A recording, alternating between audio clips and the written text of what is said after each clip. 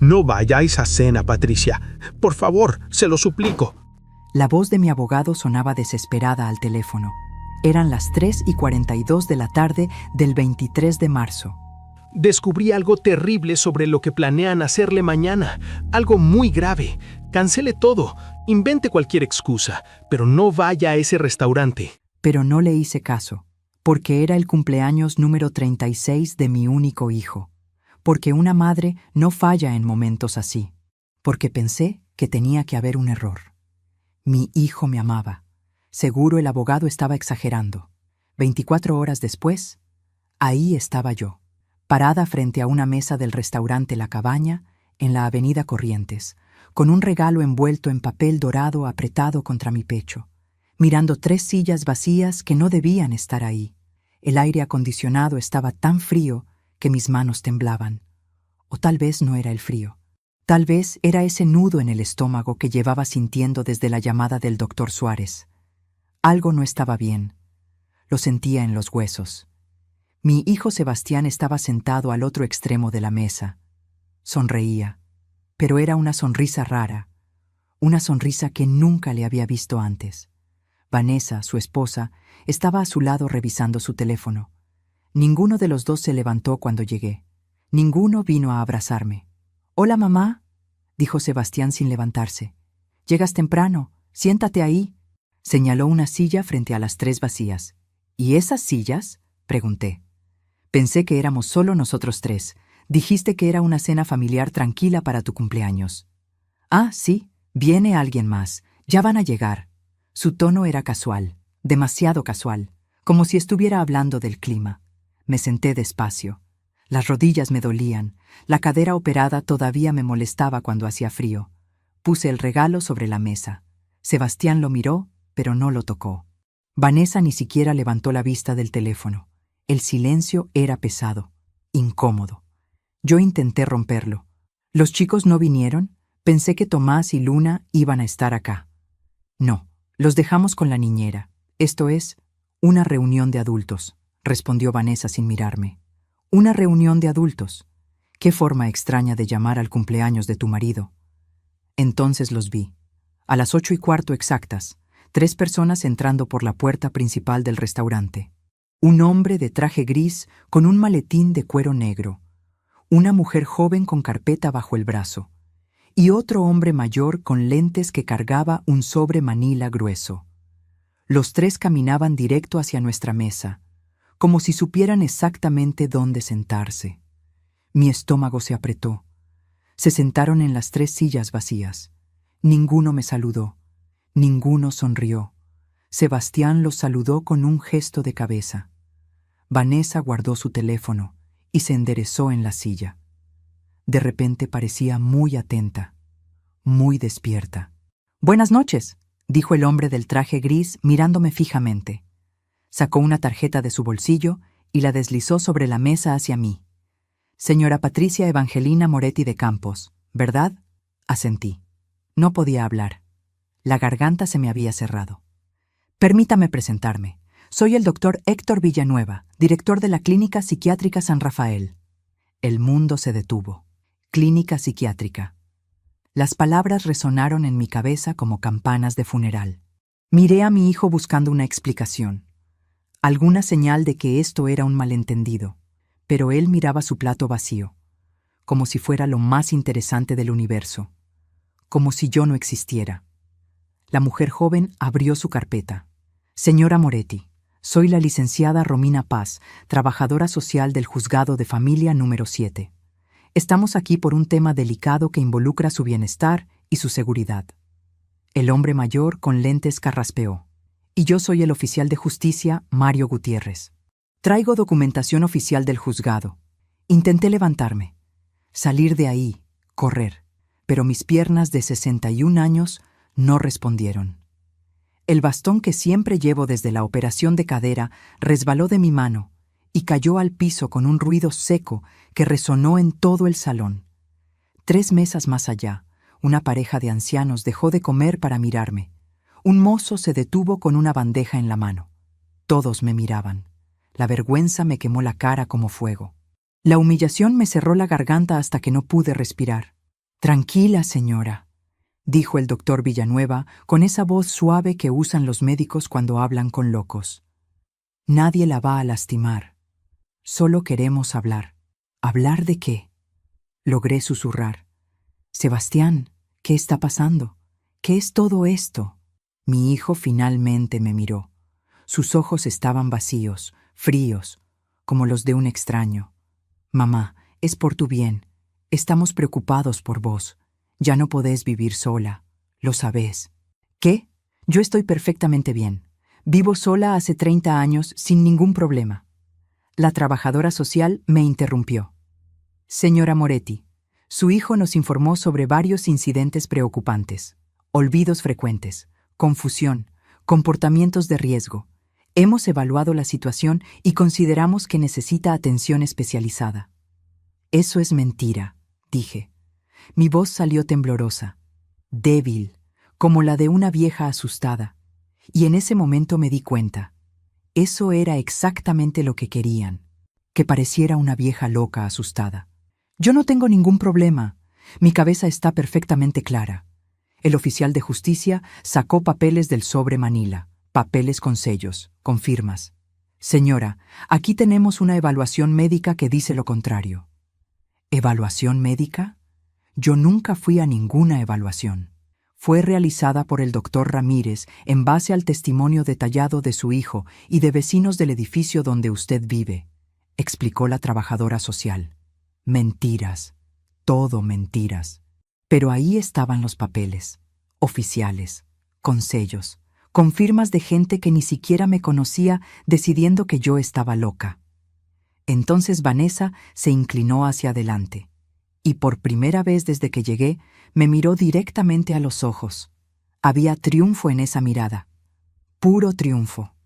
Patricia, es lo mejor para todos. Vas a estar bien cuidada, con profesionales, con gente capacitada, y nosotros vamos a poder ayudarte mejor.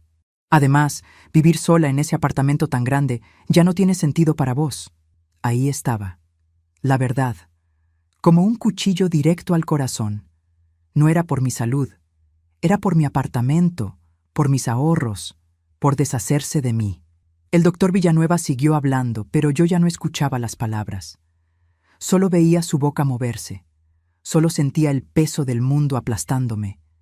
El regalo de cumpleaños seguía sobre la mesa, sin abrir.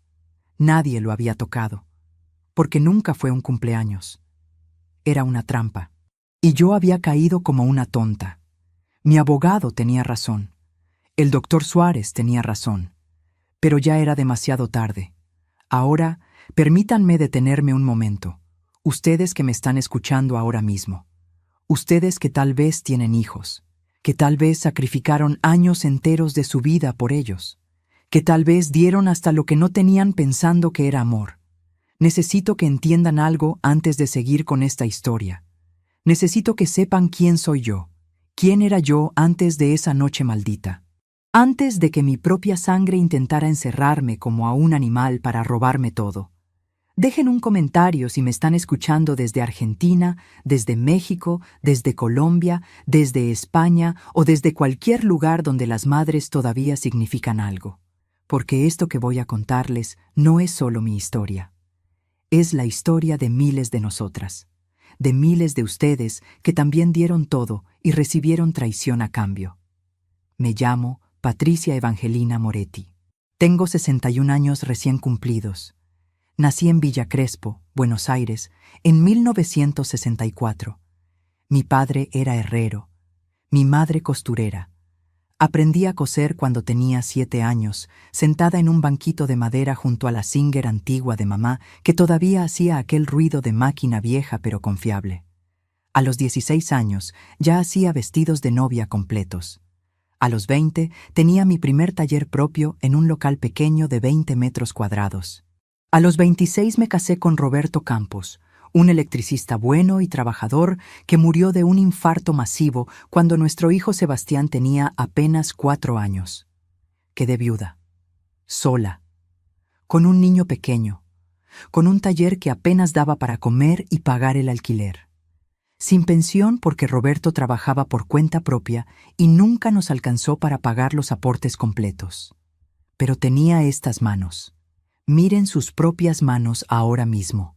Las mías están marcadas por 38 años de agujas, de alfileres clavados sin querer a las 2 de la madrugada, de cortes con tijeras en entregas urgentes. Tengo las yemas de los dedos llenas de cicatrices pequeñitas que ya ni siento cuando toco las cosas. Tengo las muñecas hinchadas de tanto coser a máquina 8, 10, 12 horas seguidas. Tengo la espalda torcida de pasarme días enteros inclinada sobre telas, midiendo, cortando, cosiendo, hasta que los ojos me lloraban del cansancio. Con esas manos levanté a mi hijo. Con esas manos pagué su escuela privada, porque no quería que fuera a la pública, donde los chicos se burlaban de los que venían pobres y sin padre. Con esas manos compré sus útiles cada febrero, su ropa, sus zapatillas de marca que él exigía para no sentirse menos que sus compañeros de clase.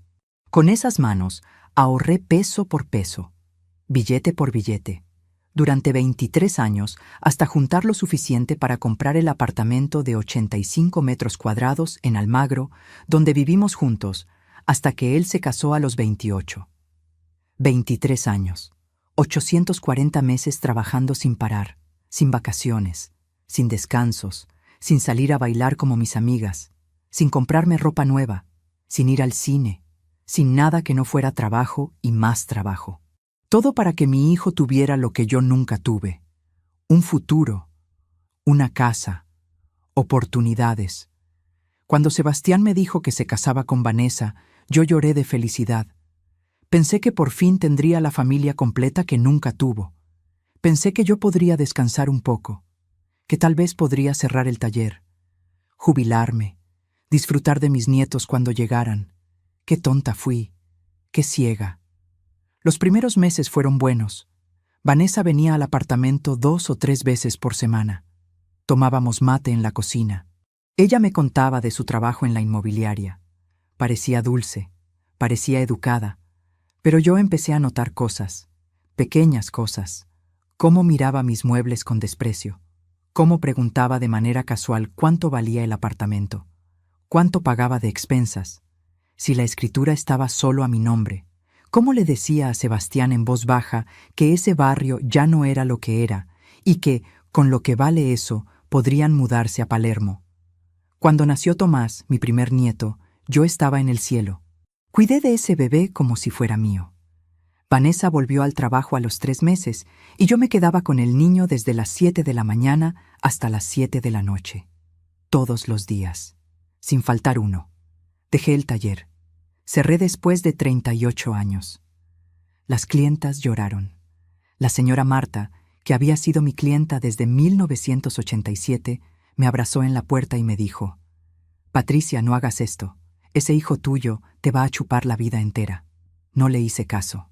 Una madre nunca hace caso cuando se trata de ayudar a sus hijos. 5 años cuidando a Tomás todos los días. Luego nació Luna y fueron 3 años más cuidando a los 2. Les preparaba el desayuno, los llevaba a la plaza, les hacía la comida, les enseñaba canciones, los bañaba, les leía cuentos. Sebastián y Vanessa salían los viernes por la noche y no volvían hasta el domingo por la tarde. Yo dormía en su departamento esos fines de semana, cuidando, limpiando, cocinando, siempre cuidando. Nunca me pagaron un peso, ni uno. Cuando tímidamente le sugerí a Sebastián que al menos me ayudaran con los remedios para la presión y para la osteoporosis que me estaba destrozando la espalda, Vanessa soltó una risa y dijo: «Ay, Patricia, pero vos disfrutás de tus nietos. No es trabajo, es amor de abuela. Las abuelas no cobran. El amor de abuela no paga el colectivo 2 veces al día, no paga la luz, no paga la comida, no paga los remedios que cada vez cuestan más». Yo empecé a vivir de mis ahorros, esos 420,000 pesos que había juntado durante tantos años. Los mismos ahorros que Sebastián sabía que existían, porque un día, hace 2 años, se sentó conmigo en la cocina y me preguntó: «Mamá, ¿vos tenés plata guardada? Porque necesitamos 80,000 para el inicial de un auto». Le presté los 80,000. sin pensarlo 2 veces, porque era mi hijo. Me prometió que me los devolvería en 6 meses. Nunca me devolvieron ni un peso. Cuando pregunté, Vanessa dijo que pensaban que había sido un regalo. Hace 6 meses me caí en el baño. Resbalé con el piso mojado. La cadera se partió con un crujido que todavía escucho en pesadillas. El dolor fue tan terrible que grité durante 20 minutos hasta que la vecina llamó a la ambulancia. Me operaron. Me pusieron un clavo de titanio. 3 meses de recuperación. Sebastián vino a verme 2 veces al hospital. 2 veces en 3 meses. Vanessa nunca apareció. Los nietos tampoco. Cuando salí con el bastón y las indicaciones de reposo absoluto, encontré una nota bajo mi puerta. Mamá, ya no podemos contar con vos para los chicos. Necesitamos a alguien confiable. Contratamos una niñera. Besos. Una niñera que sí cobraba. 950 pesos por semana. Mientras yo, que había dado 8 años gratis, quedaba descartada como un trapo viejo. Pero lo peor vino hace 3 meses. Sebastián empezó a decir cosas raras. Que yo olvidaba conversaciones, que repetía historias, que dejaba la hornalla encendida, que salía a la calle en camisón. Mentiras. Todo mentiras. Yo tengo 61 años, no 90. Tengo mi cabeza perfectamente clara. Pago mis cuentas. Hago mis compras. Voy a misa todos los domingos. Juego a las cartas con las vecinas los jueves. Pero él insistía. Y Vanessa también. Y empezaron a decirles a los vecinos que estaban preocupados por mí. Hace un mes, asustada, contraté a un abogado. El doctor Suárez. Un hombre de 70 años con oficina a 3 cuadras de mi casa. Le conté todo. Él me miró con tristeza y dijo: Patricia, tenga cuidado. He visto muchos casos así. Voy a investigar. No firme nada y avíseme si pasa algo raro. Y ayer, 23 de marzo, el teléfono sonó a las 3:42 de la tarde. Era el doctor Suárez. Su voz sonaba desesperada. Patricia, no vaya a esa cena mañana. Cancelé todo. Descubrí algo terrible sobre lo que planean hacerle. Algo muy grave. No vaya. Pero no le hice caso, porque era el cumpleaños de mi hijo, y ahora estaba ahí, en ese restaurante, rodeada de extraños con papeles oficiales, con mi hijo mirándome como si fuera una desconocida, con Vanessa sonriendo, y yo finalmente entendía qué era ese algo terrible que el doctor Suárez había descubierto. El doctor Villanueva seguía hablando. Señora Moretti, por su propia seguridad, hemos preparado una habitación en nuestra clínica. Puede ser internación voluntaria, firmando aquí, o si prefiere, tenemos autorización judicial para proceder. El oficial empujó los papeles hacia mí. Vi firmas, sellos, la firma de mi hijo al final de una hoja que autorizaba mi encierro. Mi mano temblorosa alcanzó el bastón del suelo. Me aferré a él con todas mis fuerzas. Sentí las miradas de todo el restaurante clavadas en mi espalda. Sentí que mi vida entera, mis 38 años de sacrificio, mis manos destruidas, mi espalda arruinada, todo había sido para criar a un hijo que ahora quería encerrarme como a un perro rabioso para robarme lo único que me quedaba. El mozo se acercó con las cartas, sonriendo, como si esto fuera una cena normal, como si mi mundo no se estuviera desmoronando justo ahí, bajo las luces frías del restaurante, rodeada de la peor traición que una madre puede sufrir. Señora Moretti, necesito que firme aquí. El doctor Villanueva deslizó una lapicera plateada sobre el mantel blanco. Es solo un consentimiento de internación voluntaria, por su propio bien. Mis dedos temblaban tanto que no podía sostener nada. La lapicera quedó ahí, brillando bajo la luz del restaurante como una serpiente venenosa. Miré los papeles. Las letras bailaban frente a mis ojos. No podía concentrarme. No podía pensar.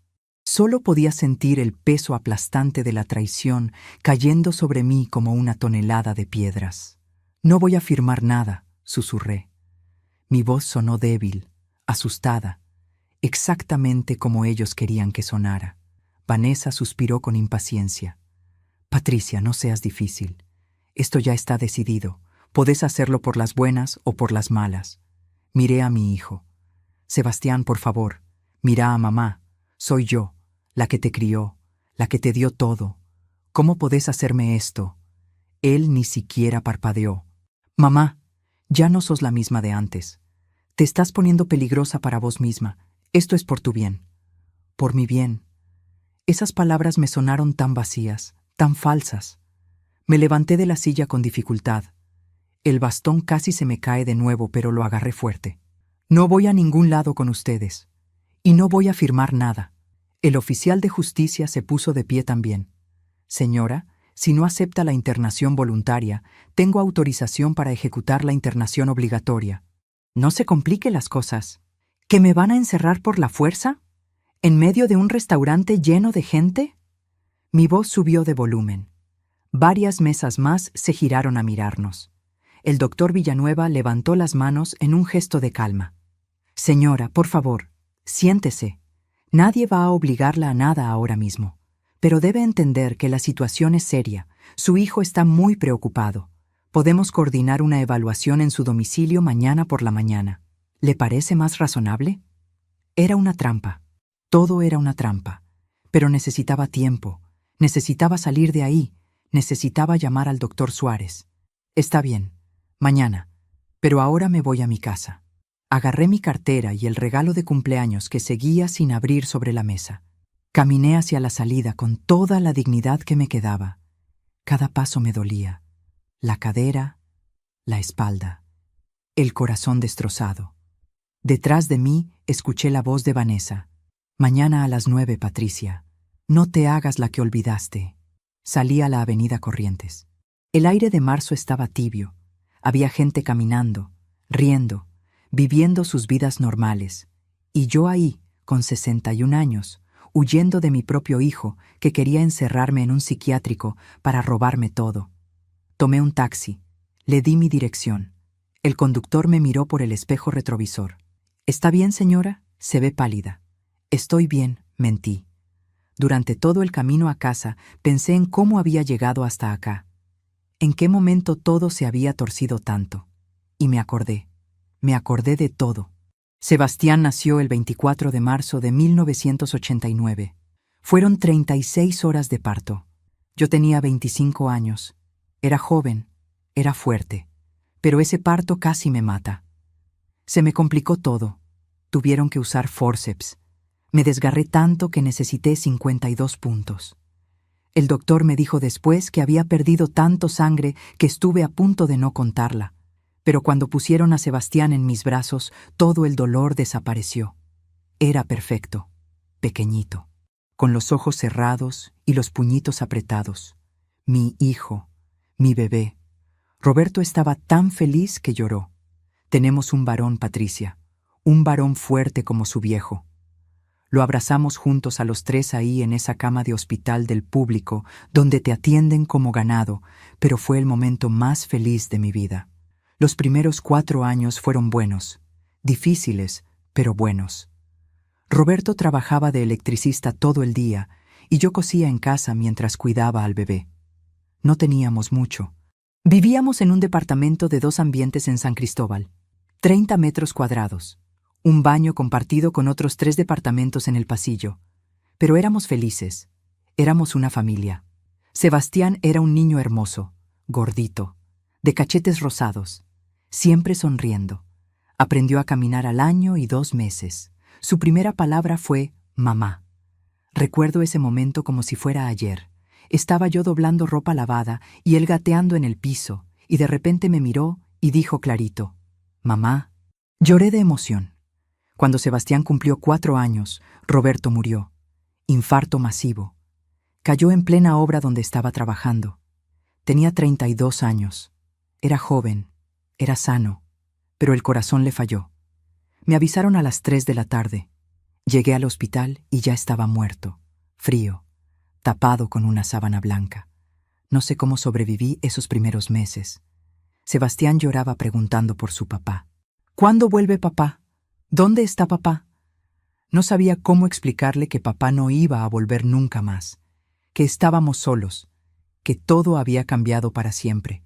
Tuve que mudarme. No podía pagar el alquiler sola. Nos fuimos a una pieza en una pensión en Villa Crespo, Una pieza de 4x4 con baño compartido al fondo del pasillo. Dormíamos juntos en un colchón en el piso. Yo cosía sentada en ese mismo piso porque no había espacio para una mesa. La máquina de coser en una esquina. Las telas amontonadas en la otra. Sebastián jugaba entre los retazos de tela. Se hacía carpas. Se hacía disfraces. Mira, mamá, soy un superhéroe. Trabajaba de sol a sol. A veces más. Había noches que cosía hasta las 4 de la madrugada para entregar vestidos de fiesta al día siguiente. Me dolían los ojos. Me dolía la espalda. Me dolían los dedos de tanto pincharme con agujas. Pero tenía que seguir. Tenía que darle de comer a mi hijo. Cuando Sebastián empezó primer grado, yo ya tenía mi tallercito. Alquilaba un local de 20 metros en la misma Villa Crespo. Nada lujoso, pero era mío. Mi negocio, mi sustento. Las clientas empezaron a llegar. Primero de boca en boca, después más. La señora Marta fue una de las primeras. Me trajo un vestido de su madre para arreglar y le quedó tan bien que después me trajo todo. Ella, sus hermanas, sus amigas, sus vecinas. Poco a poco empecé a ahorrar. Peso por peso, billete por billete. Los guardaba en una lata de galletitas debajo de mi cama. Sebastián no sabía. Nadie sabía. Era mi seguro. Mi plan para el futuro. Algún día, me decía, voy a comprar un departamento propio, algo nuestro, donde nadie nos pueda echar. Sebastián era buen alumno, inteligente, sacaba buenas notas, pero empezó a pedirme cosas, zapatillas de marca, mochilas caras, ropa de tal o cual marca que usaban sus compañeros. Mamá, los chicos se burlan de mí porque uso ropa vieja, porque mi mochila está rota. Por favor, mamá. Yo no quería que sufriera. No quería que lo miraran como al pobre, al huérfano, al que no tenía padre, así que se las compraba. Aunque tuviera que dejar de comprar carne esa semana, aunque tuviera que caminar en vez de tomar el colectivo para ahorrar, aunque tuviera que usar mis propios zapatos rotos. Él tenía que tenerlo mejor. En secundaria las cosas empeoraron. Sebastián empezó a juntarse con chicos de familias con plata, chicos que vivían en departamentos grandes, que tenían autos, que viajaban de vacaciones, y él se avergonzaba de nuestro departamentito, de mi trabajo de costurera, de que no teníamos auto, de que yo no vestía elegante. Recuerdo un día que tenía 14 años. Vino del colegio y me dijo, «Mamá, el sábado hay una fiesta en lo de Matías. ¿Podés no venir a buscarme? Es que los chicos saben que vos sos costurera y se burlan». Esas palabras me dolieron más que cualquier aguja clavada. Pero dije que sí, porque una madre siempre dice que sí. A los 17 me dijo que quería estudiar administración de empresas en una universidad privada. La matrícula era carísima. Yo tendría que trabajar el doble. Pero dije que sí, porque quería que mi hijo fuera alguien, que tuviera un título, que no fuera costurera como yo. Trabajé como nunca. Acepté todos los pedidos que llegaban, vestidos de novia, trajes, arreglos, lo que fuera. Hubo meses que dormía 4 horas por noche. Mi cuerpo empezó a pasar factura. La espalda me dolía cada vez más. Las manos se me hinchaban. Las muñecas también. El médico me dijo que era principio de artritis por movimientos repetitivos. Me recetó pastillas. Me dijo que descansara. Pero no podía descansar. Tenía que pagar la universidad de Sebastián. Él terminó la carrera a los 23. Se recibió. Yo fui a la ceremonia de graduación. Me senté en la última fila porque no quería que sus compañeros me vieran con mi ropa vieja y mi pelo canoso mal teñido. Lo vi recibir el diploma. Lo vi sonreír. Y pensé, valió la pena. Todo valió la pena. Pero las cosas no cambiaron. Sebastián consiguió trabajo en una empresa de marketing. Ganaba bien, pero nunca me ofreció ayuda. Nunca dijo, «Mamá, ahora yo te voy a ayudar a vos. Descansa un poco». Nada. Seguía viviendo conmigo en el departamento de Almagro, que finalmente había comprado después de 23 años de ahorro. Pero no pagaba nada. No compraba comida. No ayudaba con las expensas. Y yo no le decía nada. Porque una madre no cobra a sus hijos. Cuando conoció a Vanessa, yo pensé que iba a cambiar, que iba a madurar. Tenía 27 años, ella 24. Trabajaba en una inmobiliaria. Se vestía bien, hablaba bien. Al principio fue amable conmigo. Me preguntaba cosas de mi vida, de mi trabajo. Me decía que admiraba lo mucho que había luchado. Pero después empezaron las indirectas. Patricia, este barrio está quedando medio peligroso, ¿no? Con todo lo que vale este departamento podrías vender y comprarte algo más chico en un lugar más lindo. Patricia, ¿nunca pensaste en irte a vivir a un geriátrico? Así estarías acompañada, no tan sola. Yo tenía 55 años. No era ninguna anciana, pero ella ya me hablaba como si estuviera senil. Se casaron a los 6 meses de novios. Boda chica, íntima. Yo pagué el vestido de novia de Vanessa. Lo cosí yo misma. Le quedaba perfecto. Me agradeció con un beso en la mejilla, pero después supe que les había dicho a sus amigas que el vestido era de una boutique cara del centro, que le daba vergüenza decir que lo había hecho su suegra costurera. Cuando nació Tomás, yo estaba en el 7º cielo. Por fin era abuela. Por fin iba a tener un nieto al que cuidar, al que mimar, al que darle todo el amor que me sobraba. Vanessa me dijo que necesitaba volver al trabajo, que necesitaban la plata de los 2 sueldos, que si yo podía cuidar al bebé sería perfecto porque así no tenían que pagar niñera. Cerré el taller sin pensarlo 2 veces. 38 años de trabajo, 38 años de clientas fieles que me buscaban. Todo cerrado de un día para el otro. La señora Marta lloró el día que le avisé. Patricia, por favor, pénsalo mejor. Ese hijo tuyo te está usando. No te das cuenta, pero te está chupando la vida entera. Pero yo era feliz cuidando a Tomás. Era un bebé precioso, gordito, de cachetes rosados como había sido Sebastián.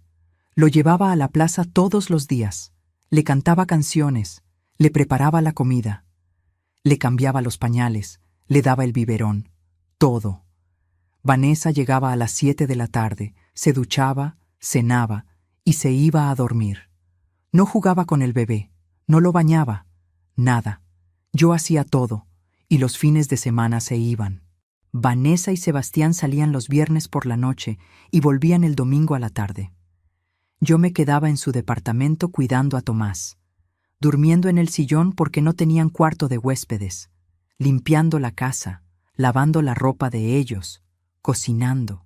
Una vez Sebastián me dijo, «Mamá, sos la mejor abuela del mundo, no sé qué haríamos sin vos».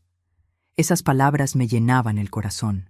Pensaba que me necesitaban, que me querían, que todo lo que hacía tenía sentido. Pero nunca me pagaron nada. 5 años cuidando a Tomás gratis, después 3 años más con Luna, 8 años sin cobrar un peso, 8 años gastando mis ahorros para sobrevivir mientras ellos se iban de viaje. Se compraban ropa, se compraban auto nuevo, salían a restaurantes. Y cuando me caí y me rompí la cadera, cuando ya no pude seguir siendo útil, me descartaron, como a un electrodoméstico viejo que ya no funciona. Llegué a mi departamento cerca de las 10 de la noche. Me temblaban tanto las manos que no podía meter la llave en la cerradura. La vecina de al lado, la señora Karina, abrió su puerta. «Patricia, ¿estás bien? Te veo muy pálida». «Estoy bien, Karina. Solo cansada». Entré. Cerré con llave, con pasador, con cadena, como si eso pudiera protegerme de lo que venía. Me senté en el sillón sin siquiera prender las luces. La oscuridad era un alivio. En la oscuridad nadie podía verme llorar. El teléfono sonó. Era Sebastián. Lo dejé sonar. Sonó 3 veces más. Después empezaron los mensajes. «Mamá, no seas infantil. Mañana a las 9 vienen el doctor y la asistente social a evaluarte. Es solo una charla. No pasa nada. Coopera, por favor». Una charla, una evaluación, y después me encerrarían. Y se quedarían con mi departamento, con mis ahorros, con todo. Me levanté y fui a mi cuarto. Debajo de la cama guardaba una caja de zapatos vieja. Adentro estaban todos los documentos importantes, la escritura del departamento, la libreta de ahorro donde tenía los 420,000 pesos, certificados, papeles y también fotos. Fotos viejas de Sebastián de bebé, de niño, de adolescente, graduándose, casándose. Fotos donde sonreía, donde me abrazaba, donde parecía quererme. ¿En qué momento se había convertido en esto? ¿En qué momento el bebé que yo había parido con tanto dolor se había transformado en un hombre capaz de encerrarme para robarme? Lloré hasta que ya no me quedaron lágrimas. Lloré hasta que me dolió el pecho. Lloré hasta quedarme dormida ahí en el piso, abrazada a esa caja de zapatos, preguntándome qué había hecho mal, en qué había fallado. Cómo una madre que dio todo podía terminar así. Sola, traicionada, a punto de perder hasta su libertad. A las 8 de la mañana siguiente sonó el timbre. Insistente, fuerte. Me levanté del piso con dificultad. Todo el cuerpo me dolía de haber dormido en esa posición. Miré por la mirilla. Era el doctor Villanueva, la trabajadora social. Y detrás de ellos, Sebastián. Habían venido, como habían prometido, a las 9 en punto, con papeles, con autorización judicial, a evaluarme, a declararme incapaz, a llevarme. Y yo estaba sola, atrapada en mi propio departamento, sin salida, sin plan, sin nada más que mi bastón y mis 61 años de vida destrozada. El timbre siguió sonando, insistente, cada vez más fuerte, como si quisieran romper el botón de tanto apretarlo. Después empezaron los golpes en la puerta. 3 golpes secos, la voz de Sebastián del otro lado. «Mamá, abrí. Sé que estás ahí, no hagas esto más difícil». Me quedé paralizada en medio del pasillo. El corazón me latía tan fuerte que sentía el pulso en las sienes, en el cuello, en las muñecas. Miré la puerta como si fuera la entrada al infierno. Del otro lado estaban ellos, esperando para llevarme, para encerrarme, para robarme todo.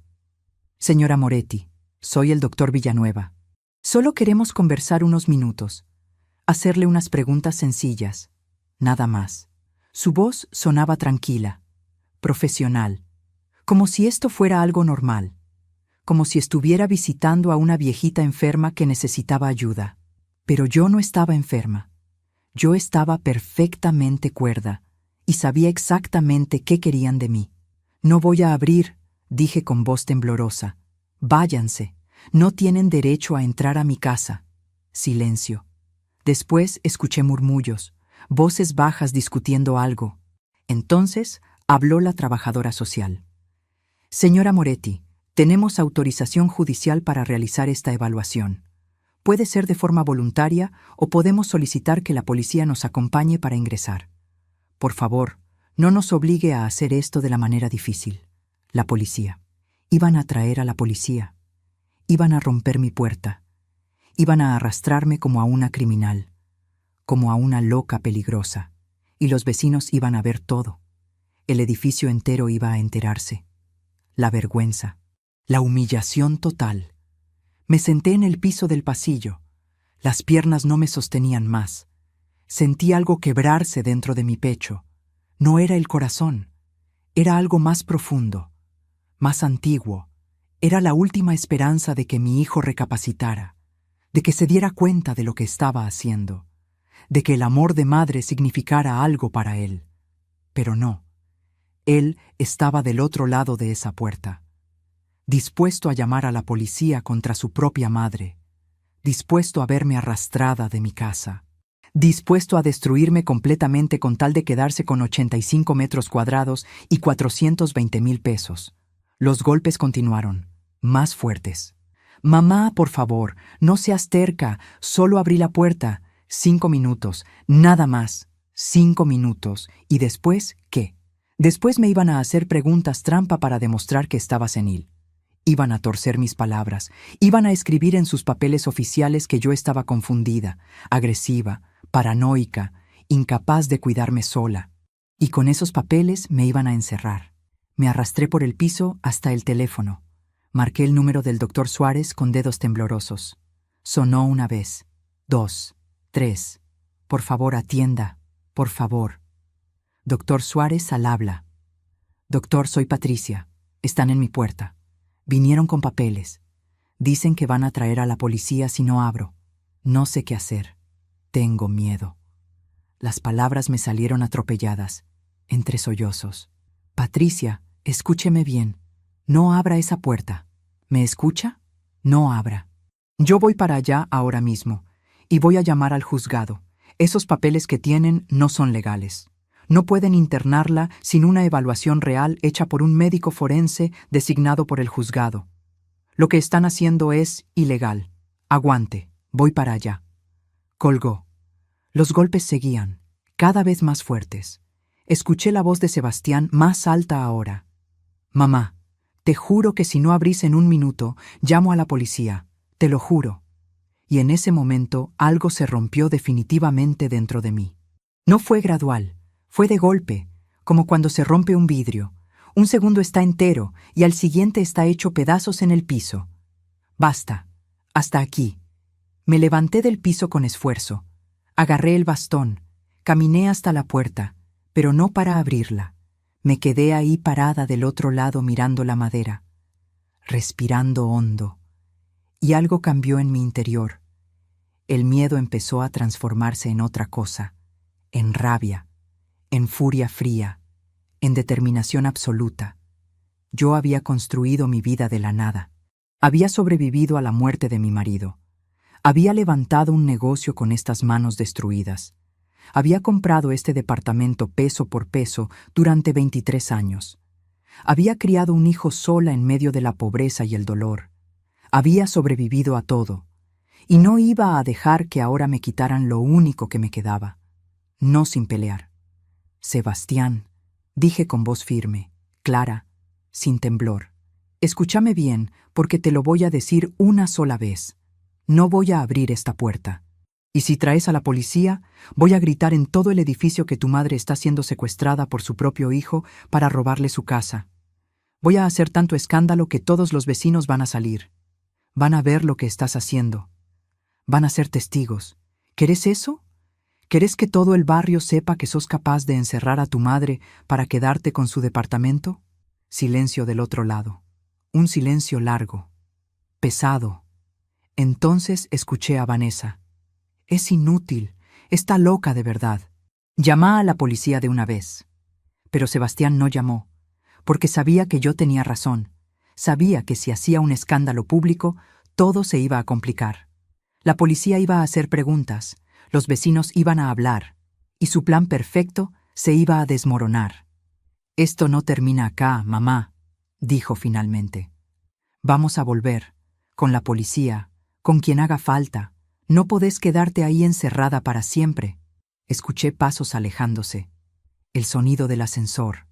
Silencio. Me dejé caer contra la puerta. Temblaba de pies a cabeza. Pero ya no era de miedo. Era de adrenalina, de rabia contenida, de algo nuevo que estaba naciendo dentro de mí, algo frío, calculador, peligroso. Sebastián tenía razón en una cosa. Esto no terminaba acá. Pero no iba a terminar como él pensaba. No iba a terminar conmigo encerrada en un psiquiátrico mientras él festejaba en mi departamento.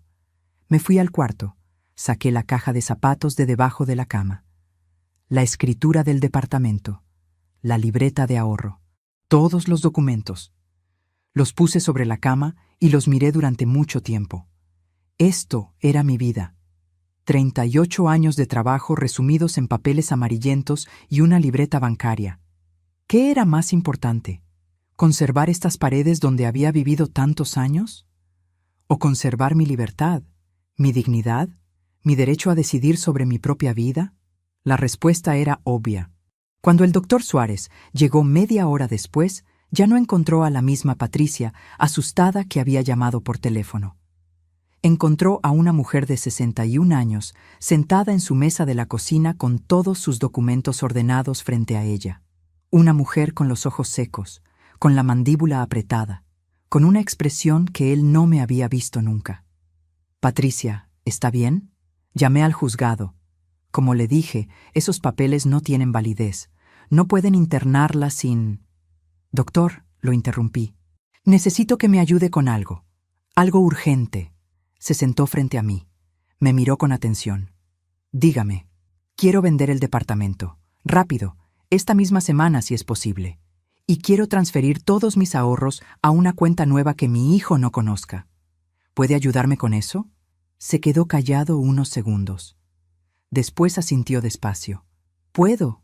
Pero Patricia, ¿está segura? Este es su hogar. Vivió acá muchos años. Su hijo nació acá prácticamente. ¿Está segura de que quiere hacer esto? Nunca estuve más segura de nada en mi vida. Y era verdad. Por primera vez en 61 años veía todo con claridad absoluta. Mi hijo no me amaba. Tal vez nunca me había amado.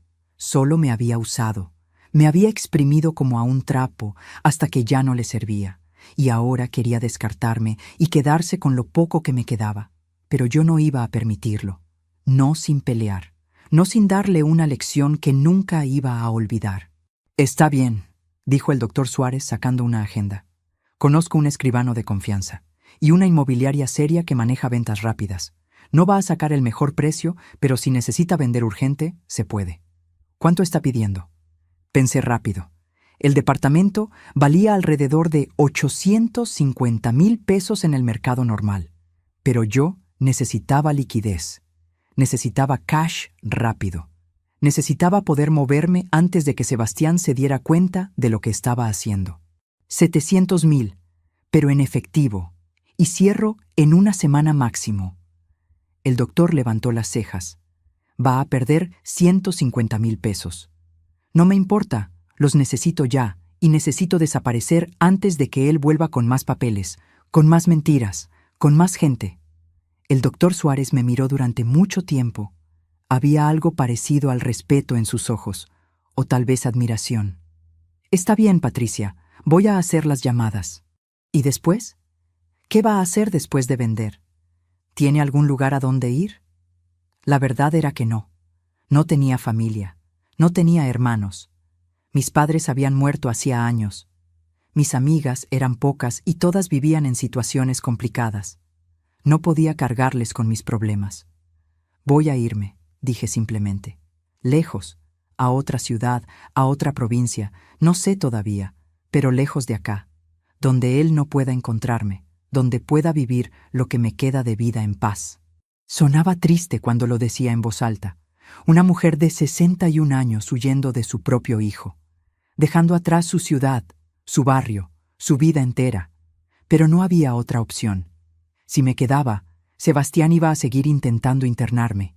Iba a conseguir más papeles, más firmas, más mentiras, y eventualmente lo iba a lograr. Pero si desaparecía, si vendía todo y me iba sin dejar rastro, si le quitaba el premio antes de que pudiera ganarlo, entonces él iba a entender. Iba a entender que no podía pisotear a la gente impunemente, que las acciones tienen consecuencias, que una madre puede dar todo por amor, pero también puede quitar todo cuando ese amor es traicionado. El doctor Suárez se quedó toda la mañana conmigo. Hizo llamadas. Habló con el escribano, habló con la inmobiliaria, habló con el banco para abrir una cuenta nueva a mi nombre. Todo en silencio, todo en secreto, como una operación clandestina. A las 2 de la tarde sonó su teléfono. Habló unos minutos y colgó. Patricia, tengo un comprador interesado. Es un inversor que compra propiedades al contado. Viene mañana a las 10 de la mañana a ver el departamento. Si le gusta, firma y paga en el momento. Cash. 700,000 en billetes. Sentí algo parecido al alivio, parecido a la esperanza. Perfecto. Ahora vamos al banco, a abrir esa cuenta nueva, y vamos a transferir todo lo que tiene, hoy mismo, antes de que su hijo pueda hacer algo. Salimos juntos del edificio. La señora Karina me vio y me saludó con la mano. ¿Todo bien, Patricia? Todo bien, Karina. Solo salgo un rato. Fuimos al banco caminando. Yo con mi bastón. El doctor Suárez a mi lado. El sol de marzo estaba fuerte, hacía calor, pero yo sentía frío por dentro, un frío que no tenía nada que ver con la temperatura. Era el frío de haber tocado fondo, de haber perdido todo lo que creía tener, pero también era el frío de la determinación absoluta, del que ya no tiene nada que perder. En el banco abrimos la cuenta nueva, transferimos los 420,000 pesos, todo, hasta el último peso. La cuenta vieja quedó en cero, vacía, como mi corazón. Cuando salimos ya eran las 5 de la tarde. Mañana vienen a ver el departamento, me recordó el doctor Suárez. Después de eso, si todo sale bien, en 3 o 4 días puede tener el dinero y los papeles firmados. ¿Está lista para esto? Miré hacia atrás, hacia mi edificio, hacia la ventana de mi departamento en el 3er piso. Ahí había vivido 15 años. Ahí había criado a mi hijo durante su adolescencia. Ahí había cosido miles de vestidos. Ahí había llorado cuando Roberto murió. Ahí había sido feliz y había sufrido. Ahí estaba mi vida entera. Y ahora lo iba a vender. Lo iba a dejar atrás, como se deja atrás una piel vieja, como se deja atrás una vida que ya no existe. Estoy lista, dije. Y por primera vez en días, en semanas, en meses, sentí que decía la verdad. El inversor llegó al día siguiente a las 10 de la mañana en punto. Era un hombre de unos 50 años, traje oscuro, portafolio de cuero, mirada de tiburón. Recorrió el departamento en silencio. Midió con los ojos, tocó las paredes, abrió las canillas, revisó las ventanas. No dijo ni una palabra durante 15 minutos. Yo estaba sentada en el sillón de la sala, con el corazón latiéndome tan fuerte que pensé que iba a escucharlo. El doctor Suárez estaba parado junto a la puerta, quieto, esperando. Finalmente, el hombre se dio vuelta y me miró. 700,000 cash. Cierro pasado mañana. Escribanía a las 3 de la tarde. ¿Trato hecho? No lo pensé 2 veces. Trato hecho. Sacó un sobre de su portafolio. Acá tiene 50,000 de seña, el resto el día de la firma. Traiga escritura original, DNI y las llaves. ¡Listo! Me entregó el sobre. Lo abrí. Billetes de 1,000. 50 billetes perfectamente ordenados. Dinero real. Tangible. El primer paso del plan estaba completo. Cuando el hombre se fue, el doctor Suárez me abrazó. Lo hizo, Patricia. Lo está haciendo de verdad. Todavía falta, dije. Todavía tengo que empacar, irme, desaparecer antes de que él se dé cuenta. Los siguientes 2 días fueron un torbellino. Empaqué solo lo esencial. Ropa, documentos, fotos de cuando Sebastián era chiquito porque por más que me odiara, seguían siendo recuerdos míos. Recuerdos de cuando todavía era mi bebé. Los vendí la mayoría de los muebles por internet a precios ridículos. No me importaba. Solo quería cash y rapidez. La señora Karina me vio bajando cajas. «Patricia, ¿te estás mudando?» «Sí, Karina. Me voy a vivir con una prima al interior. Necesito aire fresco, cambiar de ambiente». Mentira. No tenía ninguna prima. Pero no podía decirle la verdad. No podía arriesgarme a que Sebastián viniera a preguntar y ella le contara algo. Sebastián llamó 3 veces durante esos 2 días. No atendí. Me dejó mensajes. «Mamá, no seas infantil. Tenemos que hablar. Es por tu bien. Llámame». Cada mensaje sonaba más impaciente, más molesto, más desesperado. El día de la firma llegué a la escribanía con el doctor Suárez. El inversor ya estaba ahí. Firmamos papeles. Uno tras otro. Mi mano temblaba con cada firma. Estaba vendiendo mi casa. El lugar donde había vivido 15 años. El techo que había comprado con 38 años de sacrificio. Cada firma era como arrancarme un pedazo de piel. Pero seguí firmando. Porque la libertad vale más que las paredes. El escribano puso el sello final. «Listo. La propiedad queda transferida al señor Gustavo Ramírez. Felicitaciones a ambos». El inversor sacó un maletín. Lo abrió sobre el escritorio. Estaba lleno de billetes, fajos y fajos de billetes atados con banditas elásticas. 650,000 como acordamos, menos los 50 de seña que ya entregué. El doctor Suárez contó todo, 2 veces, billete por billete. Está completo. Guardé el dinero en una bolsa de tela que había traído especialmente. Una bolsa común y corriente de supermercado. Nadie se imaginaría que adentro llevaba 650,000 pesos, más los 50 de la seña que ya había guardado, más los 420,000 de mis ahorros, 1,100,000 20,000 pesos. Todo el patrimonio de mi vida en una bolsa de supermercado y una cuenta bancaria. Salimos de la escribanía. El sol de marzo me pegaba en la cara. Hacía calor. Había gente caminando por la calle, comprando, riendo, viviendo sus vidas normales. Y yo ahí con toda mi vida en una bolsa caminando hacia ninguna parte. ¿Y ahora?, preguntó el doctor Suárez. Ahora me voy. ¿A dónde? No sé todavía. Lejos, tal vez Córdoba, tal vez Mendoza, algún lugar donde pueda alquilar algo tranquilo, donde nadie me conozca, donde pueda vivir en paz lo que me queda. El doctor me acompañó a comprar un boleto de micro, terminal de Retiro, un micro a Córdoba capital que salía en 3 horas. Pasaje en mano, documento en mano, bolsa de dinero bien agarrada. Patricia, dijo el doctor antes de que yo entrara a la terminal, usted es la mujer más valiente que he conocido. Su hijo va a arrepentirse algún día de lo que hizo. No creo, dije, pero ya no importa, ya no es mi problema. Nos despedimos. Entré a la terminal. Me senté en una silla de plástico a esperar.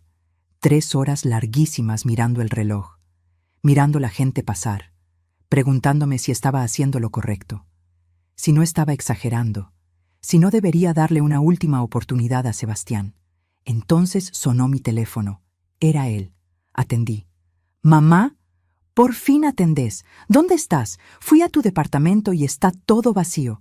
Hay un cartel de vendido en la puerta. ¿Qué carajo hiciste?» Su voz sonaba alterada, casi gritando. Podía escuchar a Vanessa detrás preguntando qué pasaba. Hice lo que tenía que hacer, dije con calma. Vendí el departamento. Ya no es mío, ya no es tuyo. No vas a poder encerrarte ahí. No vas a poder quedarte con nada. Silencio. Un silencio pesado. Después explotó. ¿Vendiste? ¿Estás loca? Ese departamento valía casi 1,000,000 de pesos.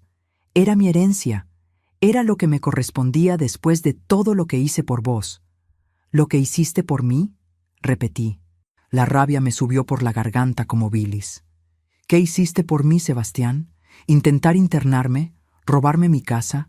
¿Tratarme como basura después de que te crié sola desde los 4 años? ¿Después de que trabajé como esclava para pagarte todo? ¿Eso hiciste por mí? Vos estás enferma. Necesitas ayuda. Por eso queríamos internarte. Por tu propio bien. Mentira. Todo mentira. Querían encerrarme para quedarse con el departamento, para robarme mis ahorros, lo sé. El abogado me contó todo. Los papeles falsos, el médico cómplice, todo. Escuché a Vanessa gritando de fondo. Decile que nos tiene que dar la mitad. Ese departamento era de los 2. Ella nos debe. ¿Escuchaste eso?, dije. ¿Escuchaste a tu esposa? Eso es lo que realmente les importa. No mi salud, no mi bienestar. Solo el dinero, solo lo que pueden sacarme. Mamá, no podés hacer esto. Ese dinero es de la familia. Tenés que darnos al menos la mitad. Es lo justo. Me reí. Una risa amarga que me salió de lo más profundo. ¿Lo justo? ¿Querés hablar de justicia? ¿Fue justo que cuidara a tus hijos 8 años gratis? ¿Fue justo que me prestaras 80,000 pesos y nunca me los devolvieras? ¿Fue justo que me descartaras cuando me rompí la cadera? ¿Fue justo que inventaras que estoy loca para encerrarme? Mamá, por favor, pensá en los chicos. Tomás y Luna necesitan cosas. Necesitamos ese dinero. Yo también necesitaba muchas cosas. Necesitaba un hijo que me cuidara en la vejez, que me respetara, que me amara. Pero no lo tengo, así que ahora cada uno por su lado. ¿Y a dónde pensás ir? ¿Qué vas a hacer sola a tu edad con toda esa plata? Te van a robar, te van a estafar. ¿No sabes manejarte? Me manejé sola desde los 30 años. Me manejé para criarte, para comprar un departamento, para sobrevivir a todo. Creo que voy a poder manejarme ahora también. Escuché ruidos, voces alteradas.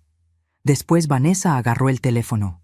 Patricia, escúchame bien, vieja de mierda. Ese departamento nos correspondía a nosotros. Vos ya estás vieja, ya viviste tu vida. Nosotros tenemos hijos que mantener, tenemos gastos, tenés que devolvernos ese dinero. Es lo mínimo que podés hacer después de todo lo que hicimos por vos. ¿Todo lo que hicieron por mí?, repetí. No hicieron nada por mí. Yo hice todo por ustedes. Y ahora se terminó. No van a ver un peso de ese dinero. Y no van a volver a verme nunca más. Te vamos a denunciar. Te vamos a buscar. No puedes escaparte así. Te vamos a encontrar. Inténtenlo, dije. Y colgué. Las manos me temblaban. El corazón me latía desbocado. Pero también sentía algo parecido a la liberación. Como cuando te sacas una mochila pesadísima que llevabas en la espalda durante años. Apagué el teléfono. Lo saqué de la batería. Lo tiré en un tacho de basura de la terminal. Ya no lo necesitaba. Era parte de mi vida anterior. De la Patricia que se dejaba pisotear. De la madre que daba todo sin recibir nada. Esa Patricia había muerto en aquel restaurante. Esta era nueva. Esta era otra. 2 horas después, estaba sentada en el micro rumbo a Córdoba, asiento junto a la ventana, la bolsa con el dinero bien agarrada en mi regazo. Miraba Buenos Aires alejarse por el espejo retrovisor, las luces, los edificios, todo lo que había conocido durante 61 años quedándose atrás.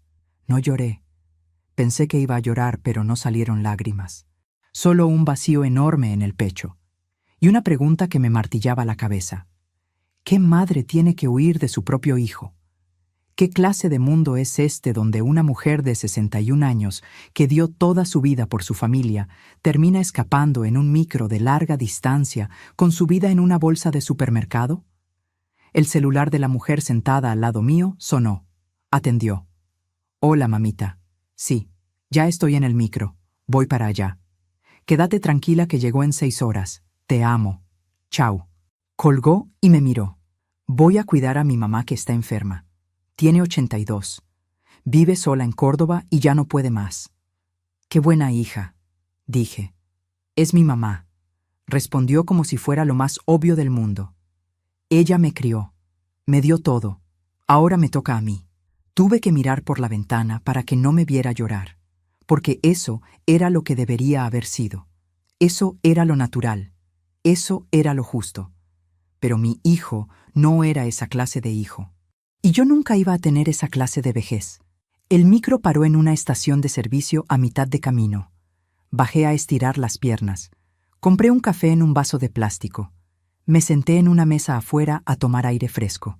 El cielo estaba oscuro, lleno de estrellas. Hacía fresco. Se sentía bien. Un hombre mayor se sentó en la mesa de al lado.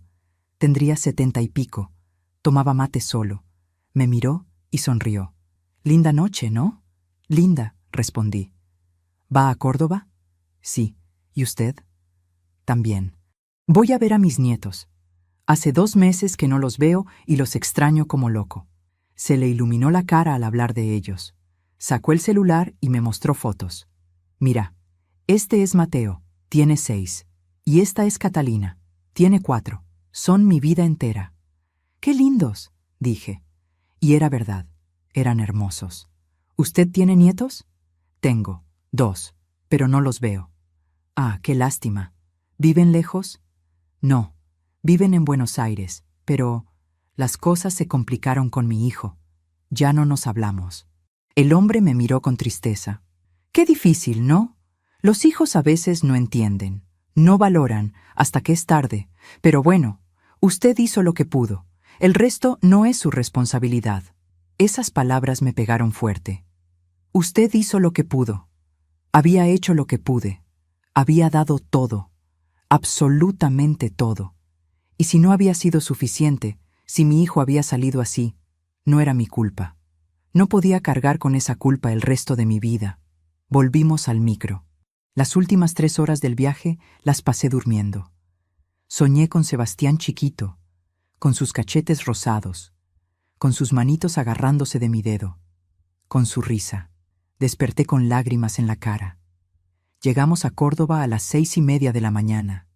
Agarré mi bolsa y bajé. La terminal estaba llena de gente. Ruido, movimiento, kioscos abriendo, colectivos saliendo, gente corriendo con valijas. Me senté en un banco y me pregunté, ¿y ahora qué? No conocía a nadie acá.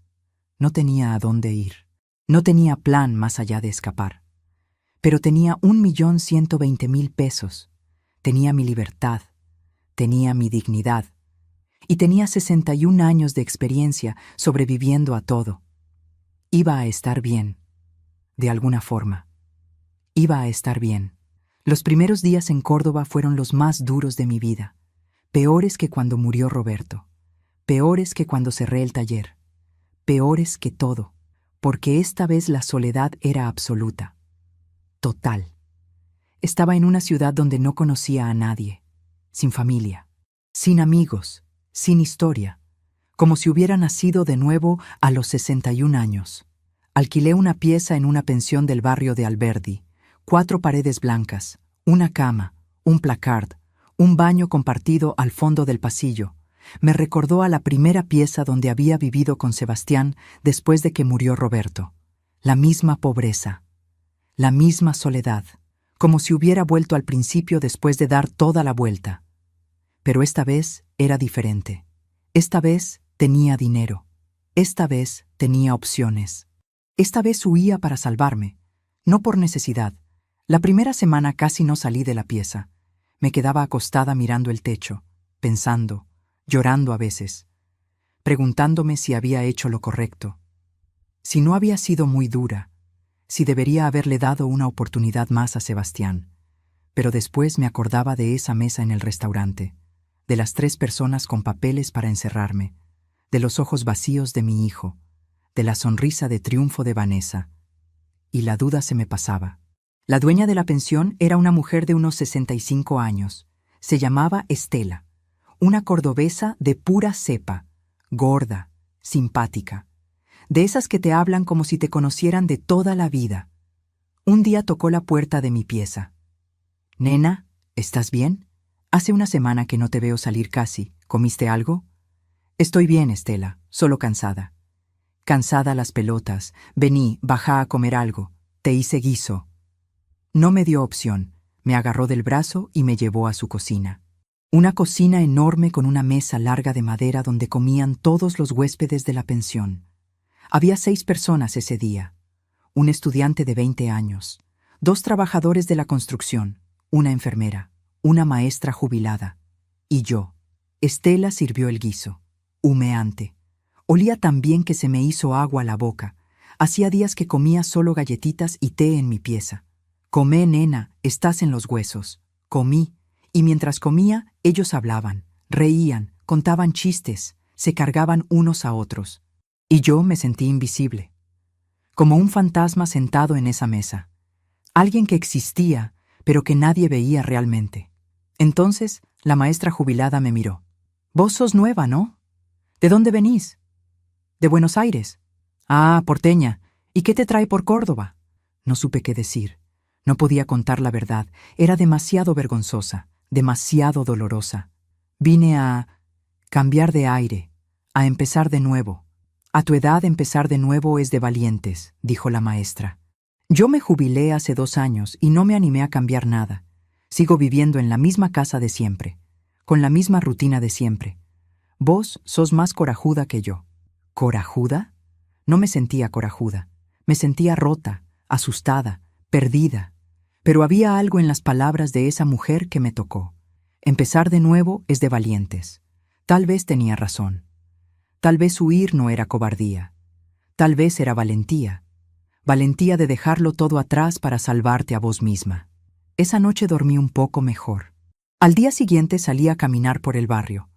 Alberdi era un barrio viejo, de casas bajas, de calles angostas, de veredas rotas.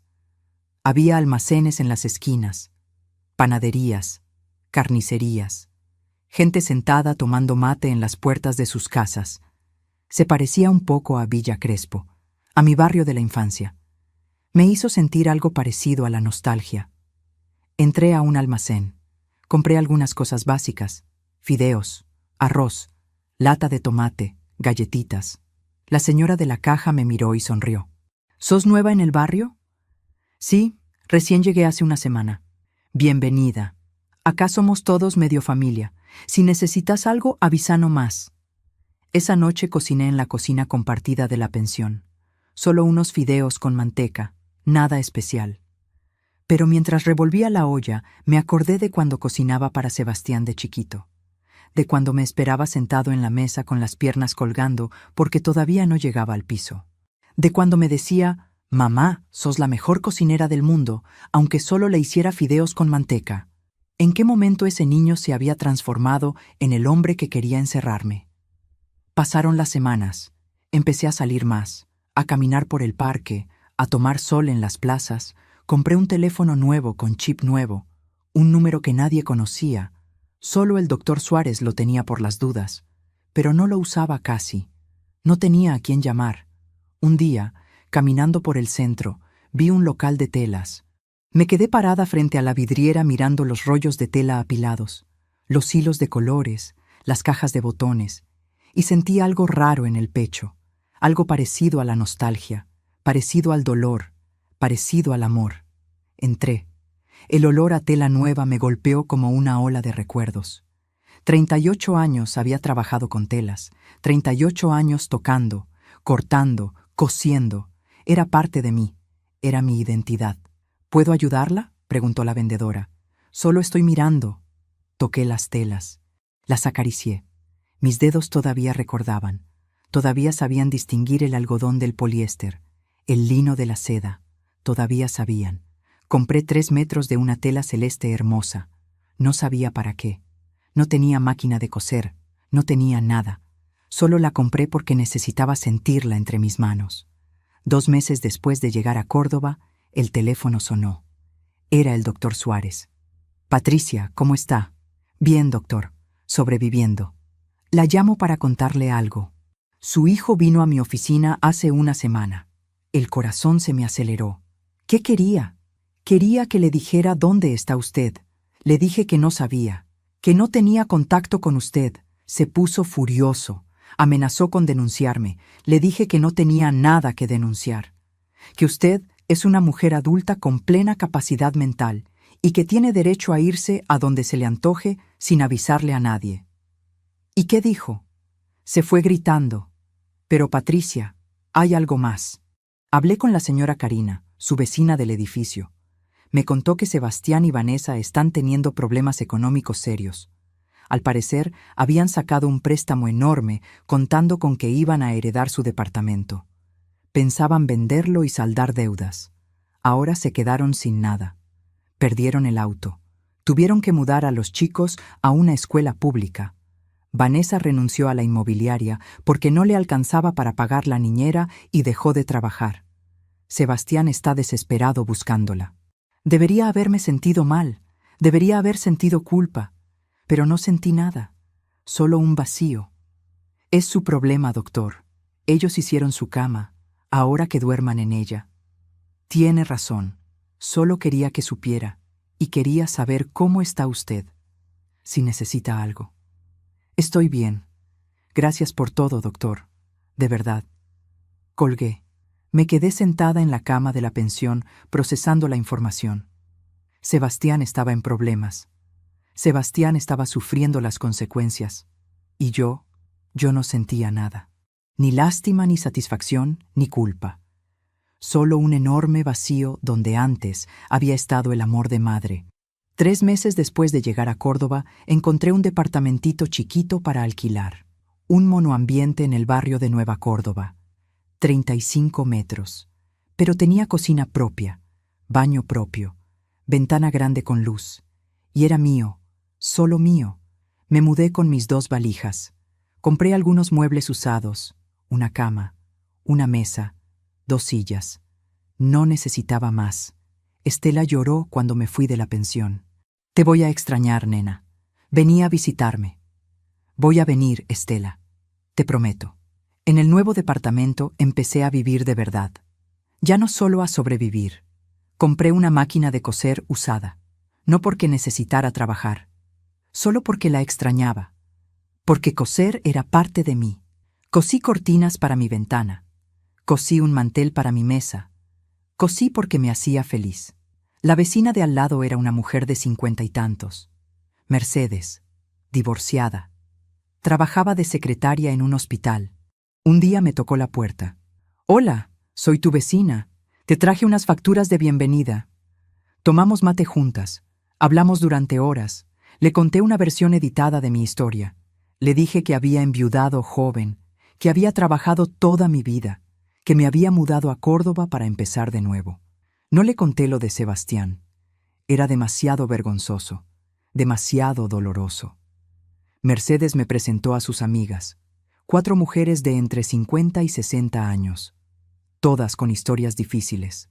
Divorcios, viudeces, hijos problemáticos, problemas económicos, pero todas sobrevivientes, todas fuertes, todas adelante. Empezamos a juntarnos los jueves a la tarde a tomar mate y jugar a las cartas, como había hecho en Buenos Aires con mis vecinas. Pero estas mujeres eran diferentes. Estas mujeres no me preguntaban por mi familia, no me preguntaban por mi hijo, respetaban mi silencio, respetaban mi dolor. Un día Mercedes me dijo: Patricia, a vos te pasó algo muy jodido con tu familia, ¿no? No hace falta que me cuentes si no querés, pero quiero que sepas que acá tenés otra familia. Nosotras somos tu familia ahora. Lloré. Lloré tanto que me dolió el pecho, porque era verdad. Esta mujer que conocía hacía 3 meses me trataba mejor que mi propio hijo. Me cuidaba más, me respetaba más. 6 meses después de llegar a Córdoba, en una tarde de septiembre, estaba cosiendo en mi departamento cuando sonó el teléfono. Era el doctor Suárez de nuevo. Patricia, tengo noticias. Sebastián abandonó la búsqueda. Karina me contó que se mudaron a un departamento mucho más chico, que Vanessa lo culpa a él por haber perdido su departamento, que pelean todo el tiempo, que los chicos preguntan por usted, pero él les dice que está muerta, que les mintió diciéndoles que falleció.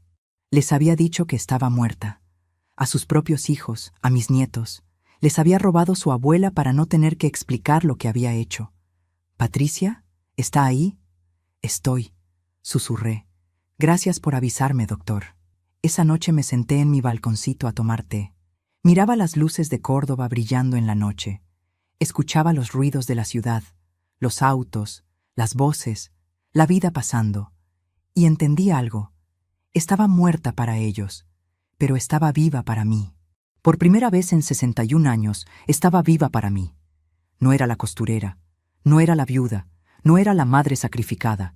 Era simplemente Patricia, una mujer de 61 años que había sobrevivido a todo, que había perdido todo, que había ganado su libertad. Agarré la taza de té con mis 2 manos, las mismas manos marcadas por 38 años de agujas, las mismas manos que habían criado un hijo ingrato, las mismas manos que habían firmado la venta de mi departamento, las mismas manos que ahora sostenían esta taza en un balcón de Córdoba, viendo una vida nueva, que todavía no sabía cómo sería, pero que era mía, solo mía. Y por primera vez en mucho tiempo, me sentí en paz. Hoy, hace 2 años y 4 meses que llegué a Córdoba. Es 22 de julio del 2027. Afuera hace frío. Es invierno, pero adentro de mi departamentito hace calor. Tengo la estufa prendida, una manta sobre las piernas, una taza de té caliente en las manos. Y por la ventana entra un sol de invierno hermoso que me calienta la cara. Cumplí 63 años el mes pasado. Mercedes y las chicas me hicieron una fiesta sorpresa. Torta, velas, regalos, risas, abrazos. Gente que me quiere de verdad sin esperar nada a cambio. Sin segundas intenciones, sin cálculos de herencias ni departamentos. Mi vida acá es simple, tranquila. Me levanto cuando quiero, desayuno despacio, salgo a caminar por el parque, vuelvo, coso un rato, no por trabajo. Solo porque me gusta, porque me relaja, porque es parte de mí. A veces las vecinas me traen cosas para arreglar. Un pantalón, una pollera, un vestido. Les cobro muy poco. No lo hago por el dinero, lo hago por la compañía, por sentirme útil. Los jueves seguimos juntándonos a tomar mate y jugar a las cartas. Los domingos voy a misa en la iglesia del barrio. Conocí a un grupo de gente mayor que se junta después a tomar café. Hablo, río, comparto, vivo. Todavía tengo la mayor parte del dinero de la venta. 900,000 pesos invertidos en un plazo fijo que me da intereses todos los meses. Con eso y lo poquito que gano cosiendo, vivo bien. tranquila, sin lujos pero sin apuros. Alquilo este departamentito, pago mis cuentas, como bien, me compro ropa cuando necesito, me doy algunos gustos. El mes pasado fui con Mercedes y las chicas a pasar un fin de semana en las sierras. La primera vez en mi vida que hago un viaje de placer, de verdadero placer, sin cocinar para nadie, sin limpiar para nadie, sin cuidar a nadie, solo disfrutar. Hace 6 meses el doctor Suárez me llamó por última vez. Patricia, tengo algo que contarle, pero no sé si quiere saberlo. Cuénteme, doctor. Sebastián y Vanessa se separaron. Él se fue del departamento.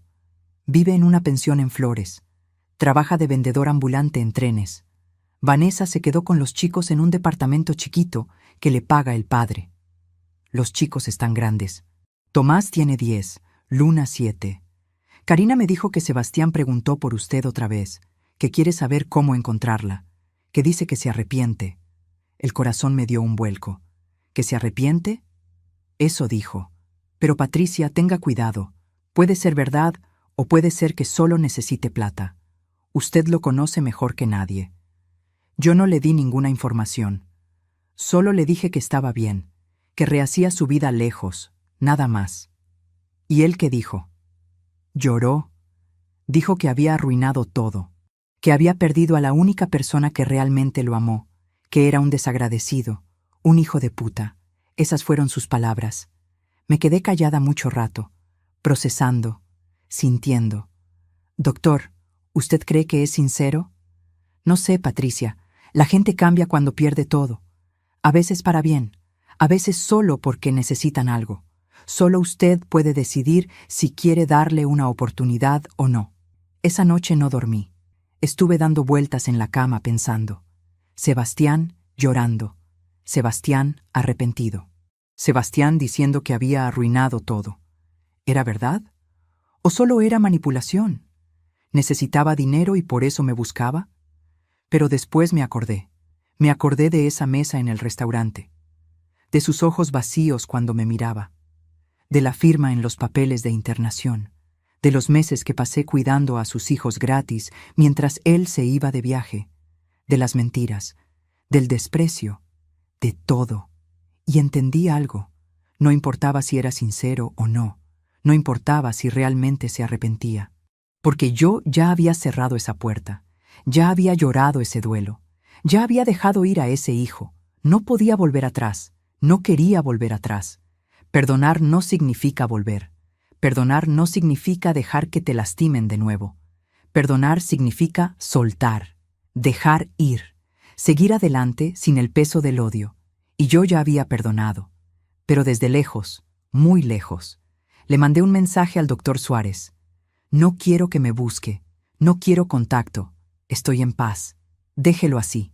Han pasado 6 meses desde esa llamada, y sigo en paz.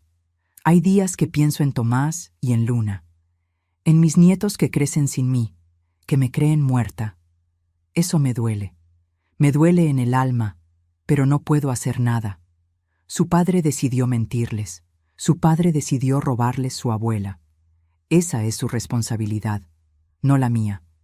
Esta mañana estaba cosiendo una blusa para Mercedes cuando la radio puso una canción vieja, una de esas que escuchaba cuando era joven, cuando Roberto estaba vivo, cuando Sebastián era bebé, y me puse a llorar. No de tristeza, de nostalgia, de esa nostalgia dulce que te hace acordar que tuviste cosas lindas también, que no todo fue malo, que hubo momentos felices en medio del dolor.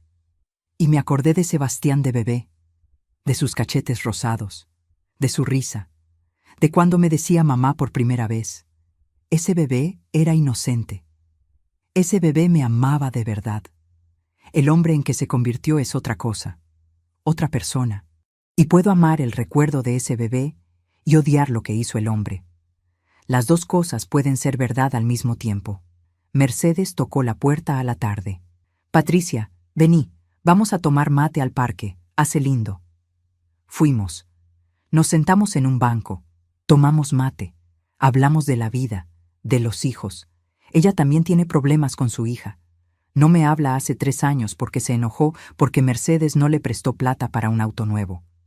¿Sabes qué es lo peor?, me dijo Mercedes.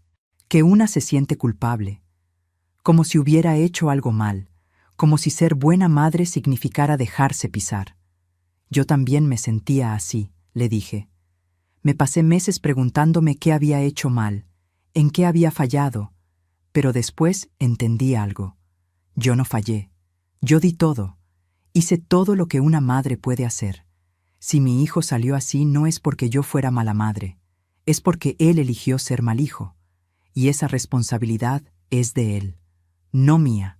Mercedes me miró con los ojos brillosos. Necesitaba escuchar eso. Gracias, Patricia. Nos quedamos en silencio mirando el parque.